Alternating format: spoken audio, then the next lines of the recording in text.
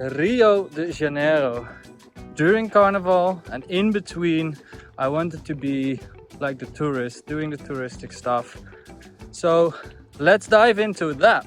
Did I feel safe, uncomfortable, or something like that on the streets in the dark? I'll tell you in this video.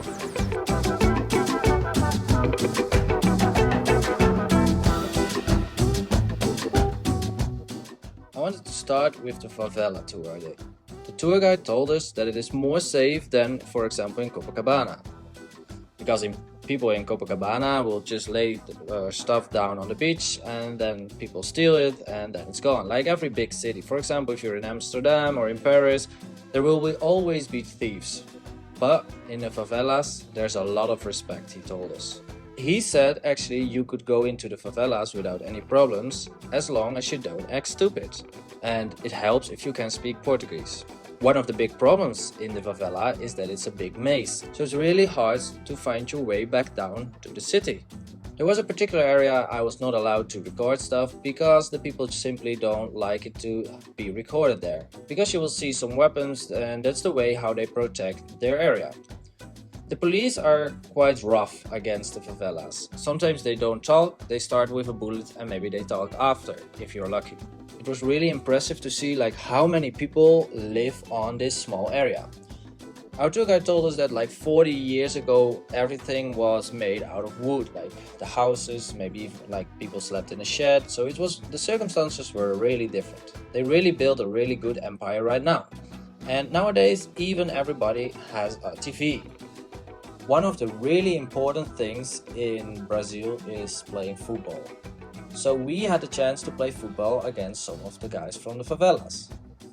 Our tour guide told us that the guys who were playing against almost never lose. So we did our best, as competitive as I am. We won, which was really nice, and the guys from there were a bit disappointed on themselves. But yeah, anyway, because football is so important, I've heard, I decided to go to watch a football match from the Flamengos. And the vibe out there, it was amazing. They kept on singing, shouting. There was noise every second out there. And the most special thing was that at the last minute the Flamengo scored and it was on our side. So you can see how much energy and how happy they are when the goal is scored.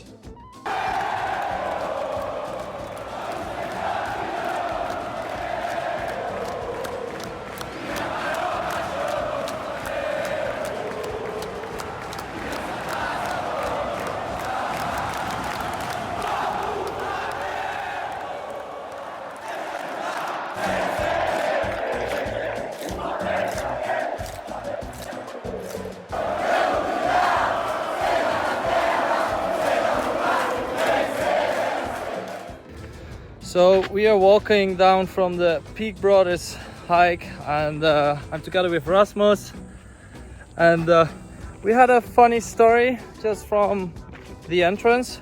We wanted to go inside to walk up to the mountain and then they told us to pay 10 reais per person, but if you didn't have that money they asked for, how much was it? 2 kilos of dried food. 2 kilos of dried food per person. Yeah. So it was either that or the other, or paying. I think they're supporting the favelas then, because you need to cross through the favelas with a motorbike. That's my best option, I would say. So just pick down a motor taxi, go up, and then you're at the entrance. And also what I would recommend you to do is take an acai before you go up. It's really nice to have some energy from that all the way up. And the view is amazing. You just saw it. I showed you in a few seconds ago, and I must say for that 45 minutes to 1 hour walk, it's amazing.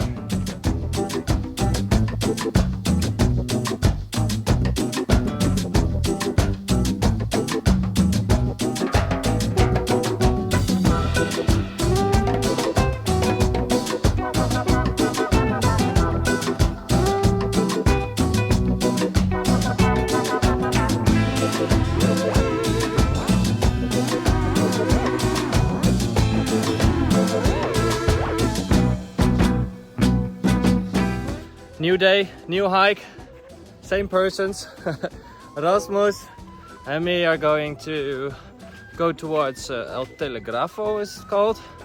And but before we went to Praia de Secreto, where it was meant to see, yeah, I don't know, I will show it what it was meant to see, but it was the water was too high, too many waves, so it was not possible to really see it, unfortunately. Maybe a good reason to come back to Rio. And before Praia de Secreto, we went to a place where he is Brazilian, but his parents were from Germany. He used a lot of stones and stuff from Rio to build a really nice place where he lived. He was also an artist, making paintings, what more, sculptures, a lot of things. And now we are heading to El Telégrafo to have an amazing view, make beautiful pictures or videos. Yeah, we'll see what's up there.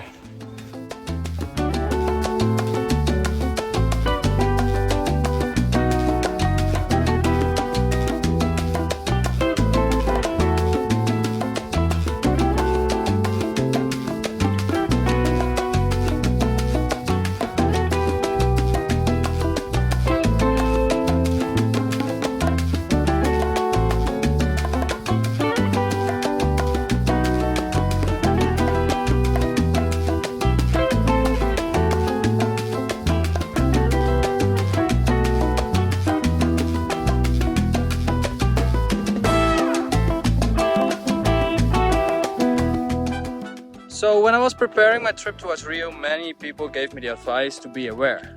Aware to be stolen.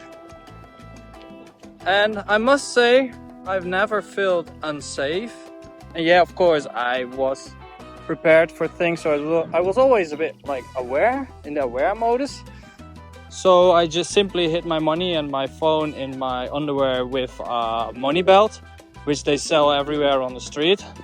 And it's really the advice from everyone, even just like bring no phone or an old phone. But because where I hidden it, I never felt uncomfortable. And on my phone, I have a rope. So if someone would grab it out of my hand, so the rope will still be attached to my hand. And I think that worked, because I heard some people that they try to take off their phones, like they got almost stolen because people just simply grabbed them out of their hand. And I had some people in the groups where I was with that they simply open the bag, even if it's on your chest. They open the bag, take their phone out, then they zip it, so they lock it, they zip it, and then simply, like maybe a half an hour later, you wanted to grab your phone and it's gone. So the guys are really, guys, girls, I don't know, are really expert in stealing stuff. And yeah, many phones got stolen, but it's like, just be aware. Beside that, I've never felt unsafe. I was always with people around me, and if I found like, hey, this road is a bit sketchy, just go around it, take another path. And if you don't trust it, simply use an Uber. So currently I am at the public workout spot in Rio, which is amazing. They have weights, you can just walk in for free, I guess. They didn't charge me yet. They have almost everything you need. They have weights if you want to train the legs a bit heavier. They have bars, except this one. I'm not sure if you want to do your muscle ups on this, but like behind, it's like 15 meters from here, 20 meters from here, there is a really solid pull-up bar, even a place to do human flags. So I would really recommend you to go here. I would love to train really hard here, but like it's hot, of course. I need to get used to it since I just in Rio. And it's also made me having the jet lag, so I need to be careful how much stress I put on the body. But I want to maintain my skills right now, so I'm just doing some V-sits, handstands, handstand push-ups, planches, front levers. And after that, like I've done some sets, then I will just go for training some legs, like deadlifts, Bulgarian split squats. I've mentioned already that a lot of people are doing some type of sport. Like they're playing tennis, maybe you can hear it on the background, they're playing volleyball, foot volley, soccer. They do a lot of stuff, and also these training spots are like every, let's say, 100 meter. I'm not sure, but there are training spots at the beach, and you can see it on a lot of bodies. It is like many people are really fit here, or just you see that they are doing sport. They really care about health, I guess. And then the end, the most important one. Do I want to go back to Rio? So usually I would say I'm not going back to places I've already been so I can go to other places. But I mean, Rio? It was really, really nice to see it, and I really loved it. I haven't seen it all, so I would say I definitely want to go back as well. Same as for Lisbon, for example. That's also one of the places I would go back as well. So I almost forgot, but the video about the Carnival in Rio, it's almost finished, but this will be the next video. There's one thing to say, right? Don't forget to hit the thumbs up, to like and subscribe. Or like is the same as thumbs up. So anyway, you know what I'm saying, right?